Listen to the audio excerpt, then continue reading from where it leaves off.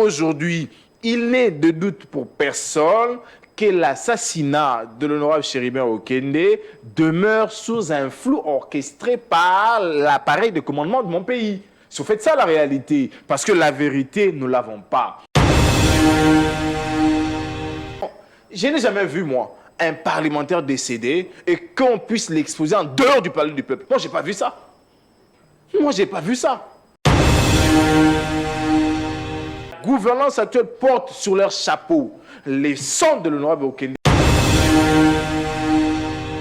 Personne n'a exclu la place à quelqu'un. Mbosso Kodia n'est pas venu comme président de l'Assemblée nationale. Batilou Kwebo, qui s'acharne à devenir président de l'Assemblée nationale, n'est pas venu. Et même les parlementaires élus de la ville de Kinshasa. Donc si déjà ils ne peuvent pas être solidaires pour un cas aussi crucial que la mort d'une personne, ça veut dire qu'en réalité ces gens sont inhumains.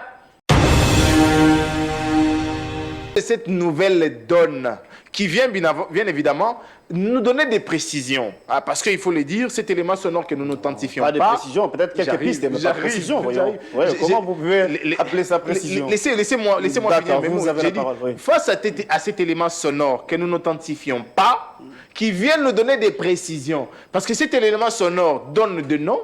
Cet élément sonore donne des injonctions. Voilà pourquoi j'ai parlé des pistes et non pas des précisions. Moi, je n'aimerais pas parler des pistes.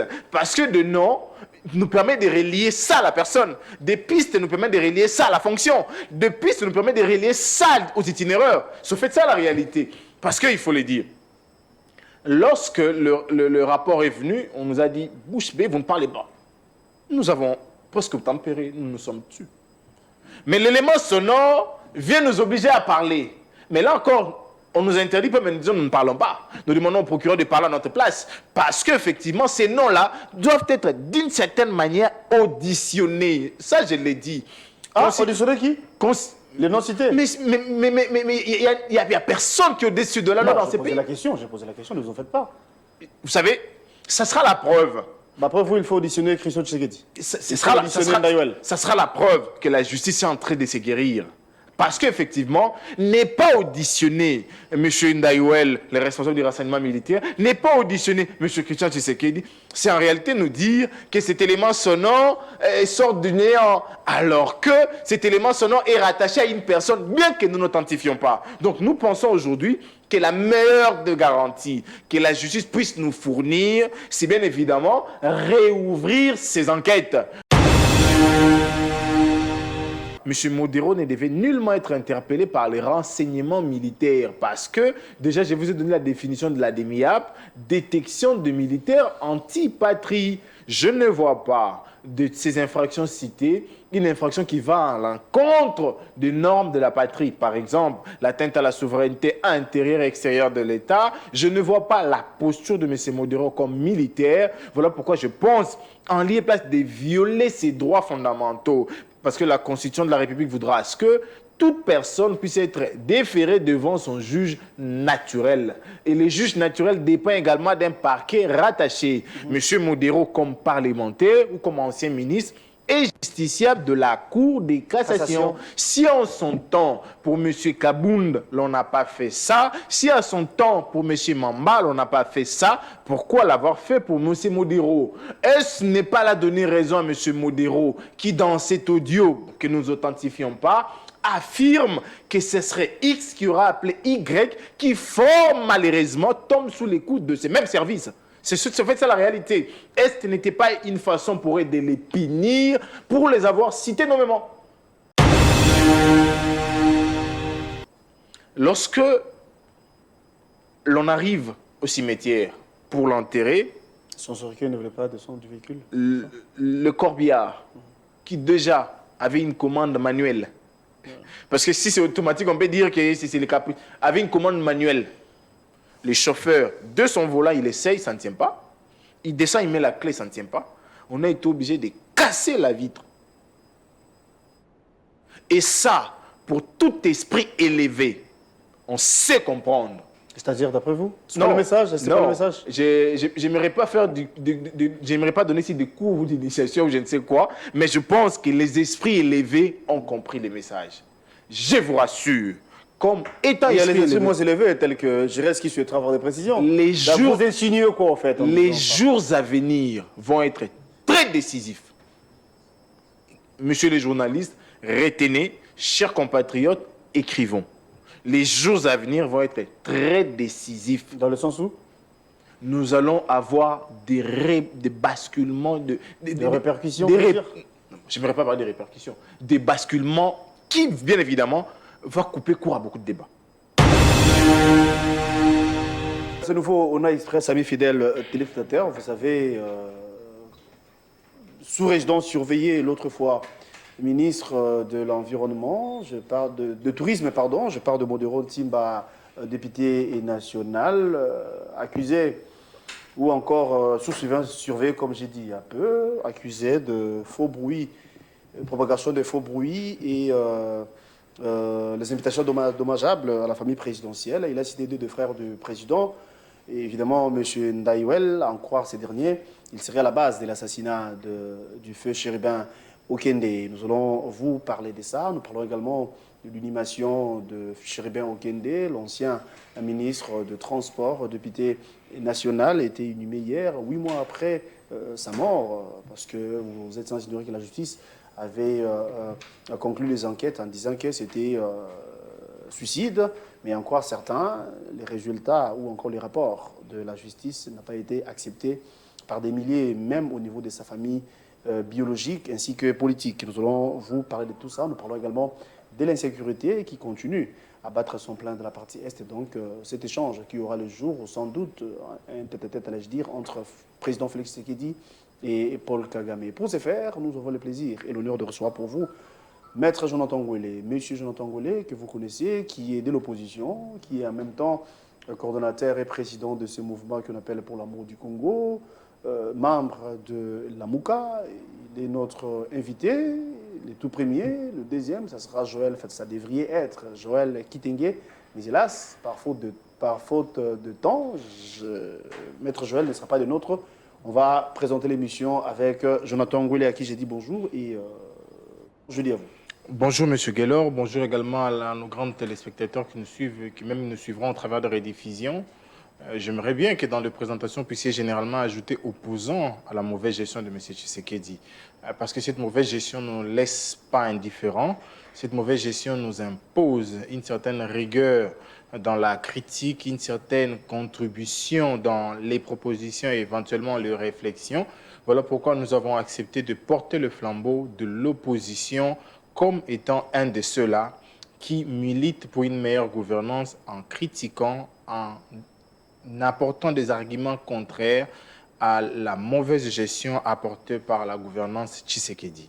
Un élément sonore sur la toile est devenu viral, l'élément où l'ancien ministre de l'Environnement Modero, du tourisme plutôt, tourisme Modero, accuse les membres de la famille présidentielle, plutôt les frères du chef d'État, je dire, pour dire que ce sont eux qui seraient à la base de la mort du feu Chérubin Okende. Aujourd'hui, en résidence surveillée, n'est-ce pas, que Modero doit répondre de ses actes? Déjà, il faut dire que lorsque l'on pense avoir étouffé un fait ou encore détruit la vérité, c'est là où, bien évidemment, on se rend compte qu'on n'a même pas les contrôles de la vérité.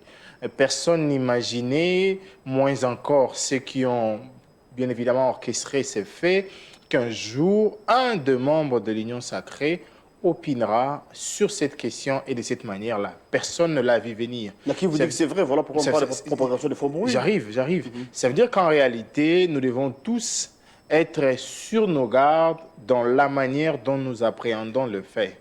Celui dont la vie a été ôtée odieusement ne fit rien d'autre qu'un élu du peuple, un ministre qui a servi la République sous les drapeaux, un digne compatriote congolais, donc sa mort méritait des réponses vraies. Et aujourd'hui, au vu de l'élément sonore, il est vrai que le procès étant en cours, nous allons bien évidemment savoir l'authenticité de cet audio-là, si le concerné va l'authentifier et va s'assumer ou pas. Mais déjà, c'est un élément qui corrobore avec plusieurs sons de cloche que nous avons entendus en son temps. Lorsque les faits étaient encore très chauds, il y a eu des réactions par-ci, par-là, et même les interviews de ci et là qui ont conduit, bien évidemment, à une certaine opinion de cogiter sur la question. Vous allez vous rappeler que lorsque l'organe judiciaire a émis son avis sur la question, beaucoup n'étaient pas pour, et moi également. Nous pensons qu'il y avait une vérité qui devait être ontologique, qui devait nous être communiquée. Mais bien évidemment, il faut se questionner sur l'élan effectif de l'appareil judiciaire dans mon pays. J'ai fouillé hier la définition de ce que l'on appelle DIMIAP, détection des militaires anti-patrie. Aujourd'hui, elle est rangée comme étant la première institution ou encore les premiers organes du renseignement militaire. Je me questionne. L'endroit où il est réservé à traquer et à détecter les militaires anti-patrie, donc les militaires qui commettent des actions contre la patrie, devrait aujourd'hui être considéré comme étant cet organe qui poursuit également des civils.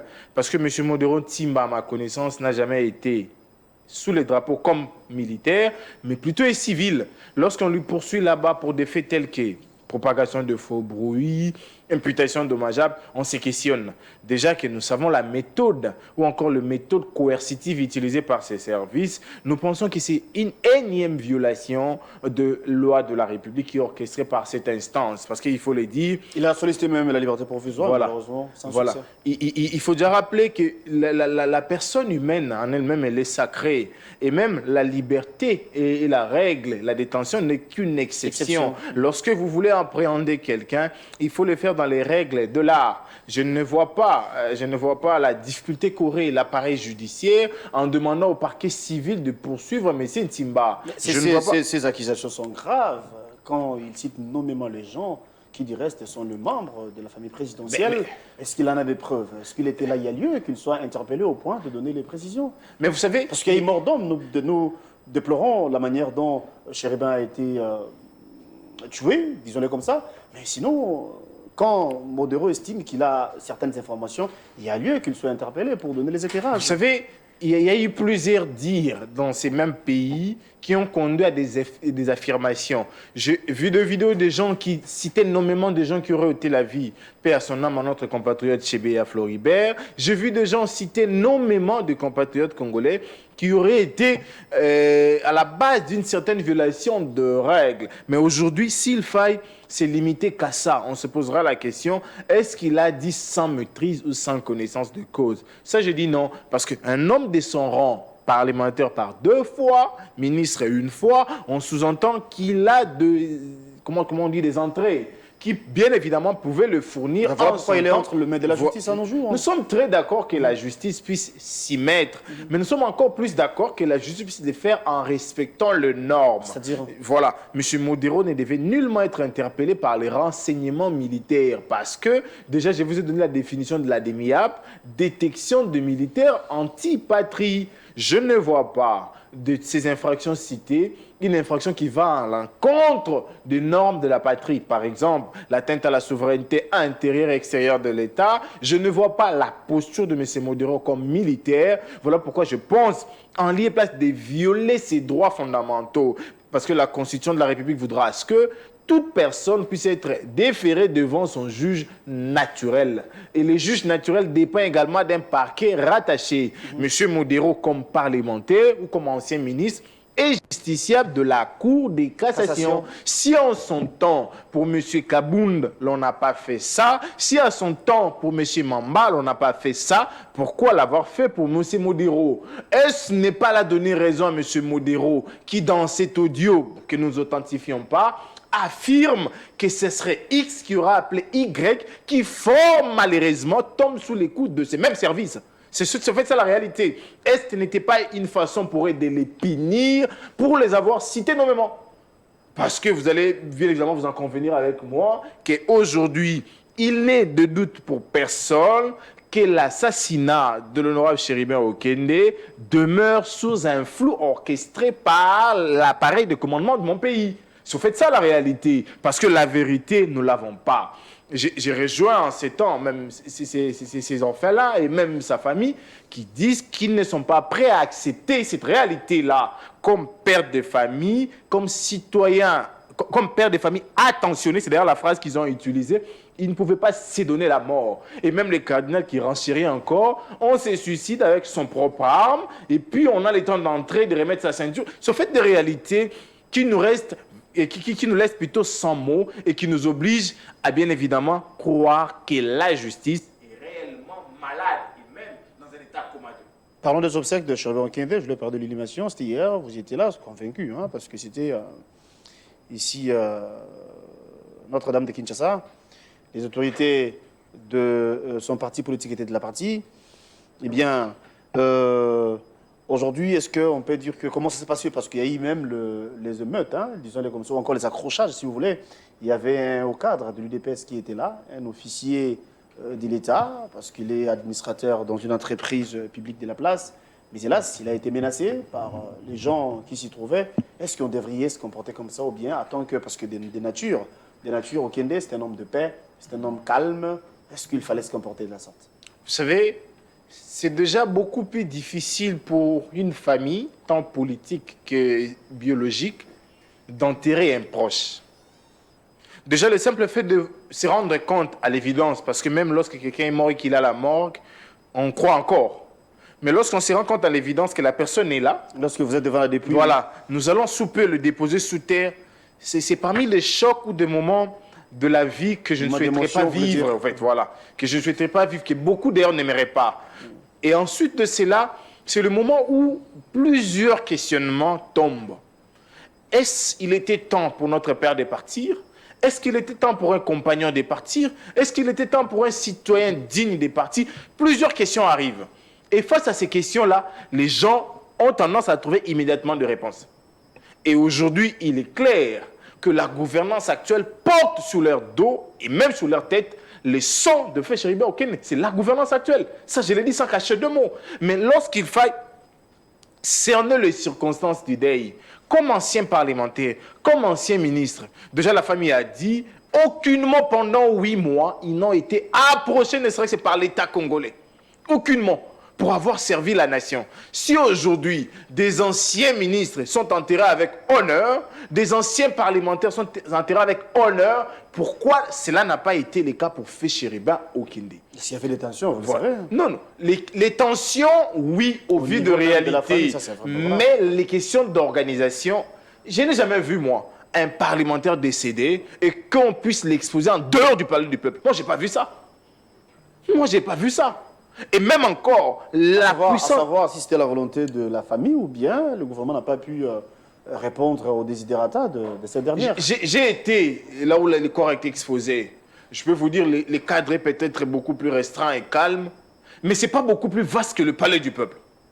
Et je ne vois pas quelqu'un de la famille qui aurait refusé que l'on puisse plairer dignement leurs frères là-bas. Je ne vois pas. Je ne vois pas. D'après certaines sources, la famille n'a pas voulu l'implication non, de l'État. Non. De l'État, pardon. Si la famille n'avait pas voulu de l'implication, ils n'auraient pas dû parler tel qu'ils l'ont dit là. Parce qu'ils ont relevé qu'ils n'ont pas été assistés ou approchés ni par le gouvernement de la République, ni par le Parlement, ou même l'Assemblée nationale. Parce qu'il faut le dire, Okende est mort député national. Il n'est pas mort simple citoyen comme Jonathan. Il est mort député national. La moindre des choses, c'est lui déférer ces honneurs-là, parce qu'il avait un mandat public. C'est fait ça la réalité. Mais si l'État congolais, si la gouvernance de Kinshasa n'a pas voulu, c'est pas mal. Nous cautionnons simplement que lorsque la gouvernance ne veut pas nous venir en aide, il est clair que certaines frustrations naissent. Voilà pourquoi vous avez vu des foyers de tension, tout en rappelant que moi qui vous parle, je vous lis comme tout respectueux des valeurs ancestrales de mon pays, assister aux obsèques de feu Mondansemi. Mais je peux pas vous dire ce que j'ai vécu ces jours-là. Par ce qu'on appelle communément les soi-disant combattants. Je ne peux pas vous dire ça. Si et seulement si ce jour-là, je m'étais retrouvé là seul, peut-être à ce jour, je serais déjà enterré depuis quelques jours. Heureusement que je m'étais fait accompagner et grâce à l'intervention de ces gens-là, j'ai eu la vie sauve. Mais comme nous n'avons pas l'habitude de spéculer, comme nous n'utilisons pas le populisme, nous n'avons pas fait mention de cela. Mais beaucoup ne savent pas que moi, j'ai eu à me retrouver sur une même table plus de 3 fois avec mon ancien ami. Mais on m'a interdit de faire son deuil là-bas. C'est en fait ça la réalité. Donc, c'est d'autant plus normal que ceux qui pensent que la gouvernance actuelle porte sur leur chapeau les sons de l'honorable Okende comme moi ne puissent pas accepter que ceux qui appartiennent à cette gouvernance-là soient là. En amont, c'est eux d'ailleurs qui devaient organiser ces deuils. Mais ils ne l'ont pas fait. Pourquoi venir assister lorsque d'autres ont organisé? Nous pensons que ce sont des faits qui sont normaux, bien que nous les condamnons parce que si et seulement si les pires étaient arrivés, nous serons là à les condamner. Nous les condamnons, mais nous pensons que la moindre des choses pour eux, c'est également se rendre compte que notre gouvernance n'a pas été en mesure d'enterrer dignement un digne fils du pays, mort comme député, et que par conséquent, nous ne devons pas être là. Voilà pourquoi d'ailleurs beaucoup ne sont pas venus. De même, personne n'a exclu la place à quelqu'un. Mbosso Kodia n'est pas venu comme président de l'Assemblée nationale. Batilou Kwebo, qui s'acharne à devenir président de l'Assemblée nationale, n'est pas venu. Et même les parlementaires élus de la ville de Kinshasa. Donc si déjà, ils ne peuvent pas être solidaires pour un cas aussi crucial que la mort d'une personne, ça veut dire qu'en réalité, ces gens sont inhumains. Et il n'y a pas 2 mots à placer là-dessus. Et il y avait des frustrations, vous l'avez si bien dit, parce qu'en élaborant les programmes des obsèques, aucune place était réservée pour les officiels. Est-ce qu'ils sont venus pour solliciter l'organisation? Vous savez, les institutions comme l'Assemblée nationale a un protocole. Lorsqu'ils veulent faire quelque chose, c'est toujours le protocole qui dévance. Il prend langue avec la famille, il dicte les modalités et la famille, c'est pourquoi on dit en concertation. La famille émet également ce point de vue pour ensemble tomber d'accord sur un seul programme. Mais lorsque l'Assemblée nationale s'est tait et lorsque le bureau de l'Assemblée nationale ne pose pas d'acte, qu'est-ce que la famille devait faire? On le considère comme un sabotage, comme un refus. Voilà pourquoi ils ont pris le soin d'enterrer dignement leurs frères. Alors, la justice congolaise avait rendu son verdict en disant que Chérébé Okende s'est donné la mort.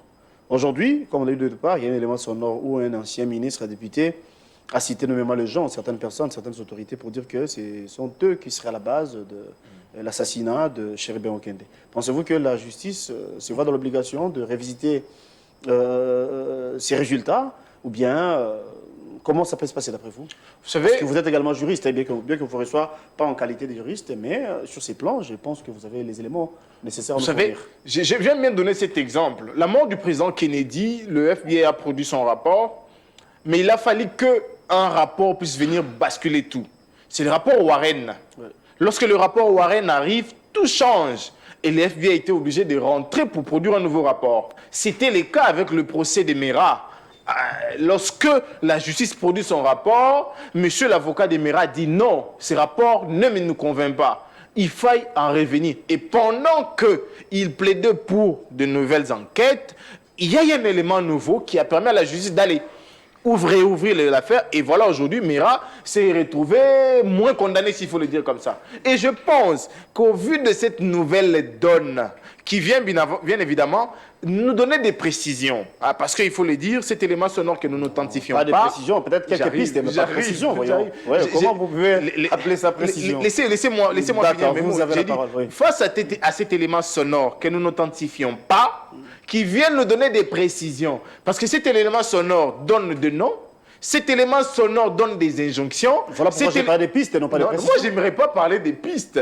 Parce que de noms nous permet de relier ça à la personne. Des pistes nous permettent de relier ça à la fonction. Des pistes nous permettent de relier ça aux itinéraires. C'est fait ça la réalité. Parce qu'il faut le dire.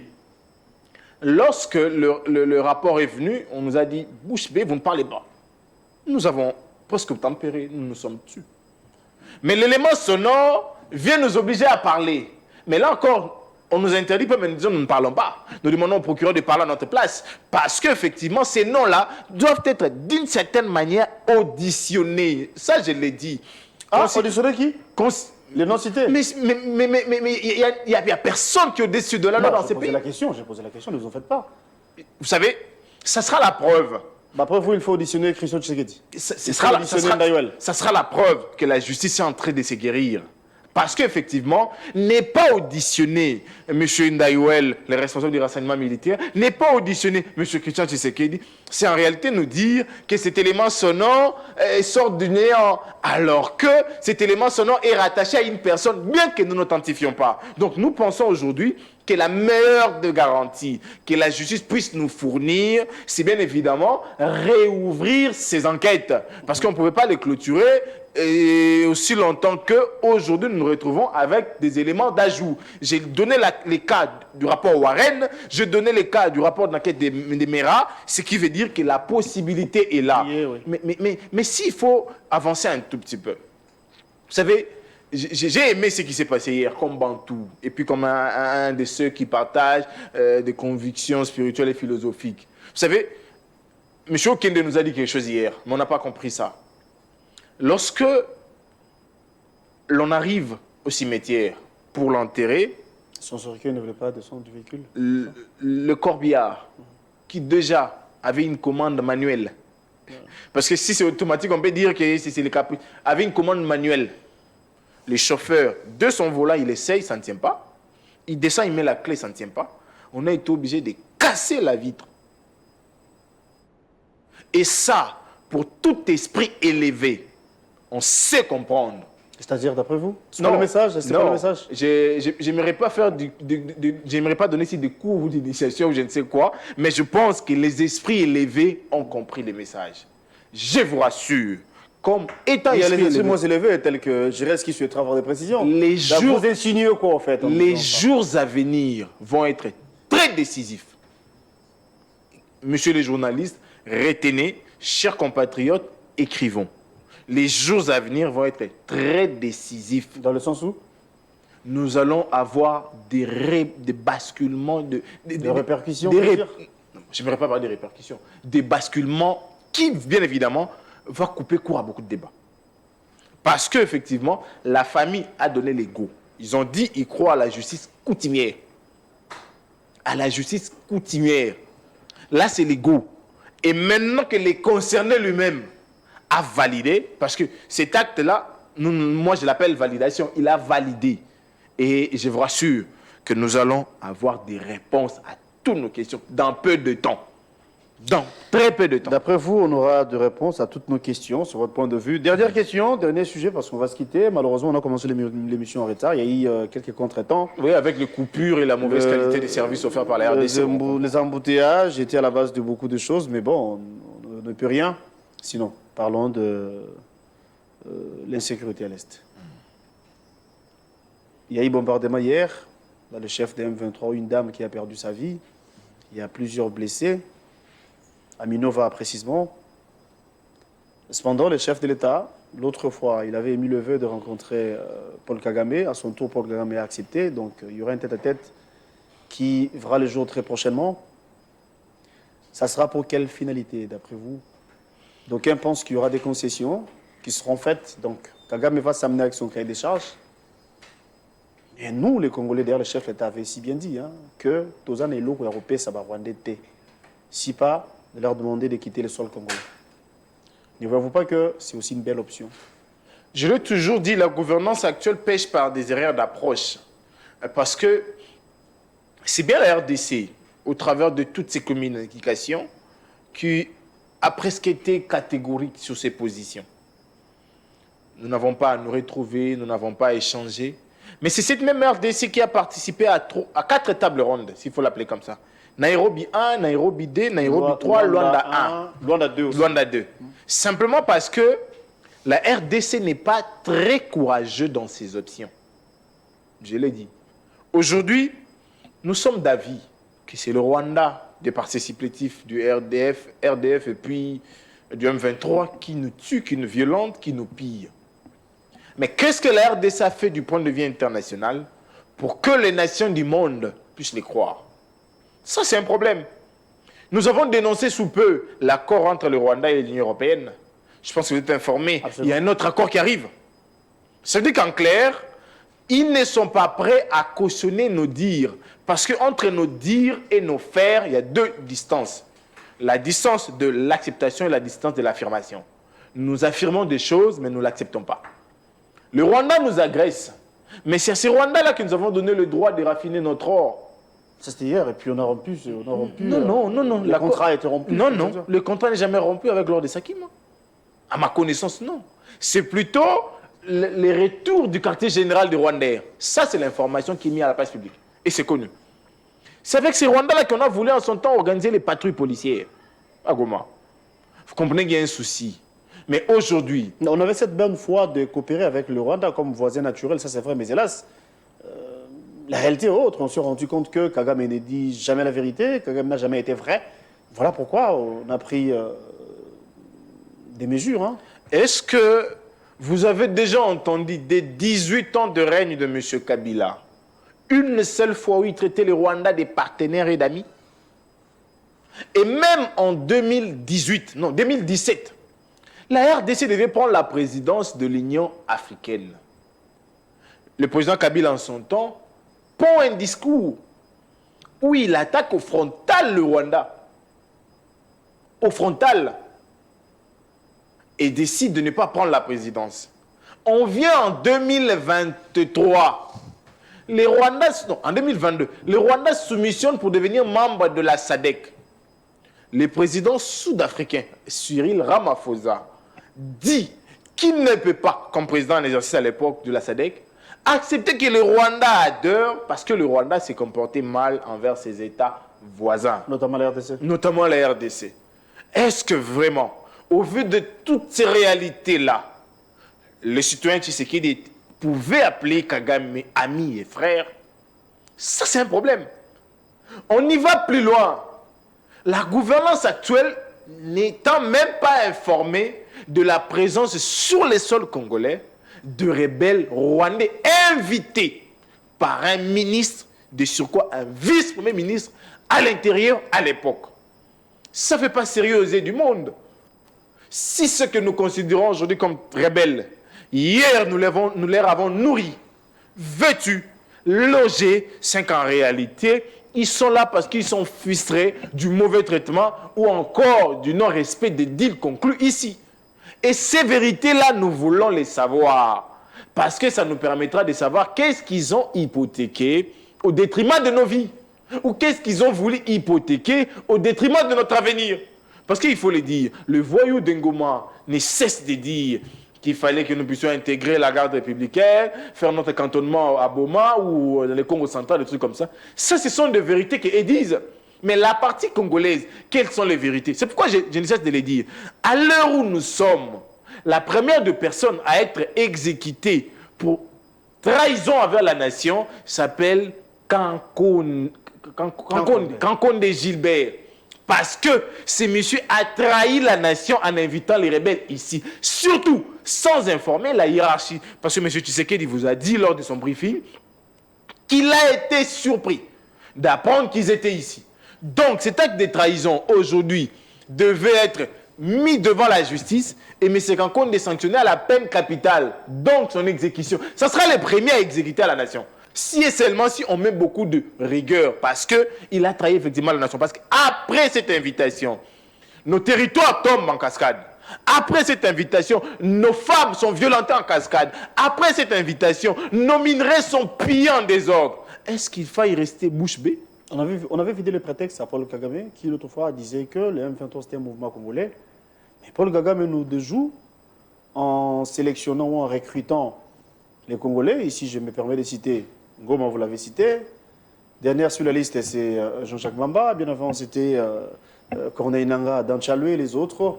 Du coup, Kinshasa a pris l'option de décourager certains Congolais qui pensent tuer les leurs pour leurs intérêts mesquins, en abolissant la peine de mort. Enlevant plutôt le moratoire. Enlevant plutôt le moratoire de peine de mort. Pensez-vous que l'idée, n'est-ce pas, c'est génial pour faire peur aux autres, les traîtres surtout? C'est tout à fait l'opposé. Parce que la mort n'a jamais été un moyen d'intimidation. Je vais vous donner un cas simple. Mais non, si on vous qualifie de traître, du coup, on va vous tuer, vous serez pendu, sincèrement. C'est ce que je vous dis. La mort n'a jamais été un moyen de dissuasion. En son temps, on connaissait les champs de tir. On a tué des gens là-bas, mais après, les faits ont continué. Les faits ont continué et elles ont même perduré jusqu'à être augmentées en taux et en quantité. Je vais vous donner un cas simple. Dans une bande de Koulouna, lors d'une opération, il y a un qui tombe par la bravoure de nos forces de l'ordre. Un qui tombe. Après 2 semaines, les mêmes Koulouna sont là. Vous imaginez un peu.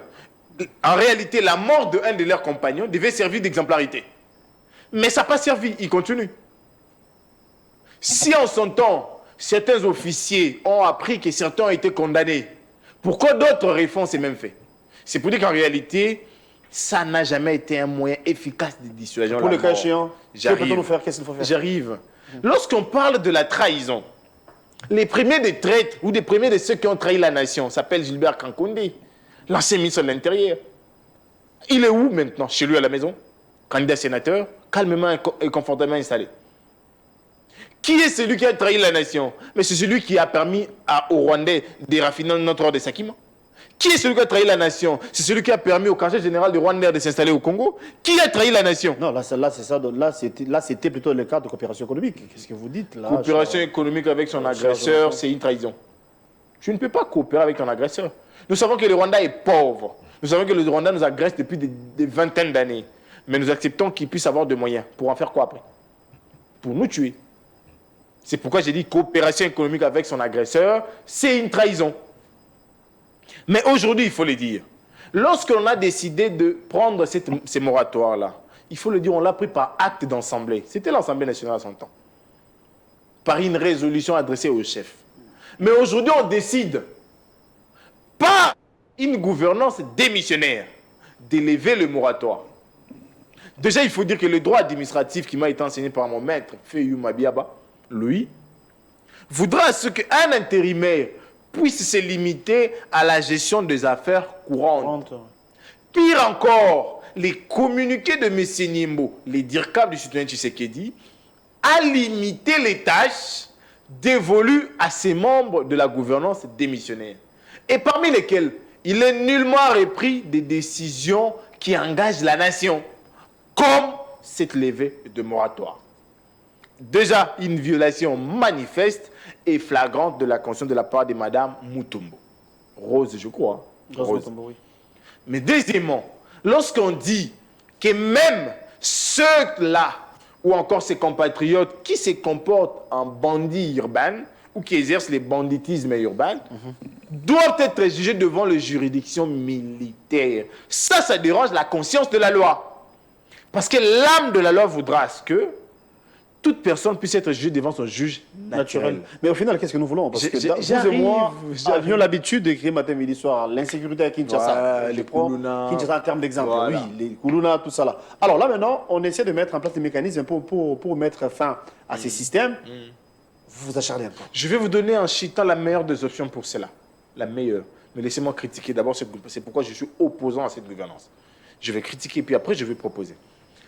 Lorsqu'on décide de les juger ensemble, ou encore devant les juridictions militaires, c'est déjà la violation de leurs droits fondamentaux.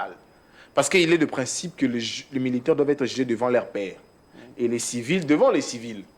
Sauf s'ils commettent des infractions en participation avec les hommes en uniforme. Mais ici, on vous dit... Parce qu'ils détiennent parfois les armes, hein, à feu, comme les armes voilà. à feu, parfois.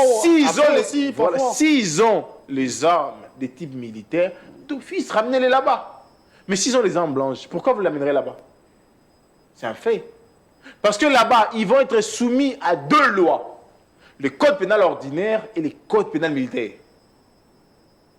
Et nous savons tous la rigueur du code pénal militaire. Nous le savons. Nous allons tuer plusieurs. Opération Likofi. On a ôté la vie à plusieurs. Est-ce que le Koulouna a pris fin? Je vais maintenant vous donner la meilleure des options. Vous savez, d'après vous, oui. Les banditismes urbains. Les taux élevés de la violence à Kinshasa est corollaire à la mauvaise situation socio-économique que vit la nation.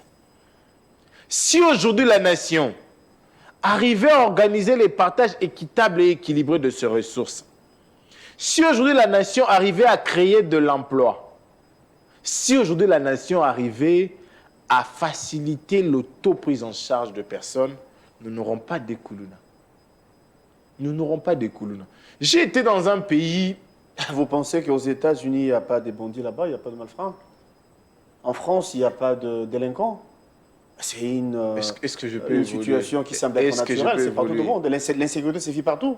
Les rapports de 2020 de la police française, non, 2021, dit que la plupart des temps où l'on dénombre de violences dans des coins est dû à des règlements des gangs. Je ne sais pas. Si vous avez entendu quelqu'un dire non, j'ai parti au coin de Versailles, on m'a arraché les sacs là-bas. Je ne sais pas si vous avez déjà entendu parler de ça. Arrive. Mais c'est rare. De temps en temps aussi. Mais c'est très rare. Mais c'est très rare. Et la police dit que c'est plus des règlements des gangs. Aux États-Unis, c'est d'ailleurs beaucoup plus élevé en taux. Vous allez voir, ceux qui habitent le Michigan, c'est au fait ça la réalité. Je disais que j'étais dans un pays, bon, c'est parmi nos pays voisins, hein, mais je ne vais pas citer le nom parce qu'il est aussi agresseur. Dans ces pays-là, tout le monde est pressé. Mon ami et frère Gaylor, tout le monde est pressé dans ces pays. Et tout le monde, à 6 heures, vous êtes tous dehors. Chacun attend son train, chacun attend les moyens de transport pour aller là où il va. Et les soirs à 18 heures, tu ne retrouves plus personne dehors. Plus personne dehors. Ça veut dire qu'en réalité, tout le monde est occupé à faire quoi? À travailler. Ensuite. Voilà pourquoi on se bat pour retrouver ces meilleures conditions. Lorsque tout le monde ira travailler, lorsque tout le monde gagnera grâce à son travail, on ne parlera pas de Koulouna, on ne parlera pas du banditisme urbain.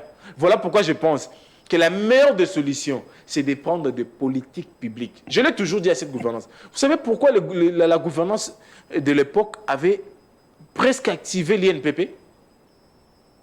Parce que l'État congolais pensait que tous les Congolais devaient apprendre un métier.